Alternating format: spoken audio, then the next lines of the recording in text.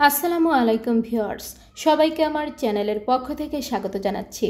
জাতীয় বিশ্ববিদ্যালয়ের অনার্স প্রথম বর্ষের ফর্ম পূরণের তারিখ বর্ধিত করা হয়েছে। তো ইতোমধ্যে আপনারা আমার চ্যানেলে ভিডিও পেয়ে গেছেন। এরপরেও অনেকে কমেন্ট করে বিভিন্ন বিষয় সম্পর্কে জানতে চাচ্ছেন। তো আজকের ভিডিওতে গুরুত্বপূর্ণ তথ্যগুলো আপনারা জানতে পারবেন। এর জন্য ভিডিওটি সম্পূর্ণ দেখার অনুরোধ করছি।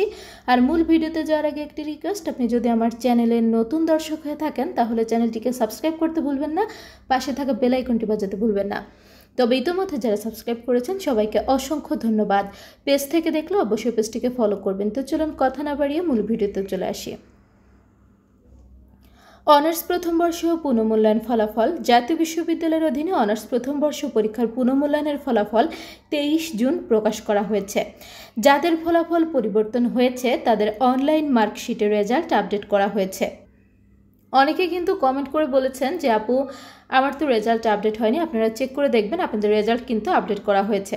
যাদের রেজাল্ট কোনো পরিবর্তন হয়নি তারা 23-24 শিক্ষাবর্ষের ফর্ম পূরণ করে আবার পরীক্ষা দিতে পারবেন। ফলাফল পরিবর্তনের পরেও যাদের C+ বা C বা D গ্রেড রয়েছে তারা চাইলে গ্রেড উন্নয়নের জন্য ফর্ম পূরণ করে পরীক্ষায় অংশগ্রহণ করতে পারবেন।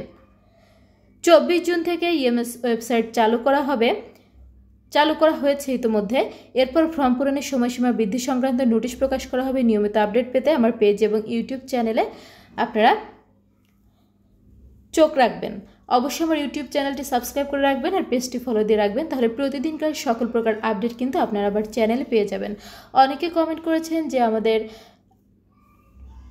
রেজাল্ট খুব বেশি ভালো হয়নি, আমরা এখন কি করব। তো দেখুন, আপনাদের রেজাল্ট যদি আপডেট না হয় প্লিজ আপনারা আমার ভিডিও দেখার পরে কিন্তু আপনার রেজাল্টটি চেক করবেন যে আপডেট হয়েছে কিনা। যাদের রেজাল্ট আপডেট হয়েছে তাহলে তো আলহামদুলিল্লাহ, যাদের আপডেট হয়নি তারা কিন্তু ফর্ম পূরণ করে আবার পরীক্ষায় অংশগ্রহণ করতে পারবেন। অনেকের রেজাল্ট আপডেট হওয়ার পরেও ভালো আশানুরূপ রেজাল্ট হয়নি, তারা কিন্তু আবার ফর্ম পূরণ করে পরীক্ষা দিবেন, চাইলে ভালো গ্রেড করতে পারবেন। আবার অনেকে মনে করেন যে পাস হয়ে গেছে, দরকার নেই, তাহলে তারা না দিলেও সমস্যা নেই।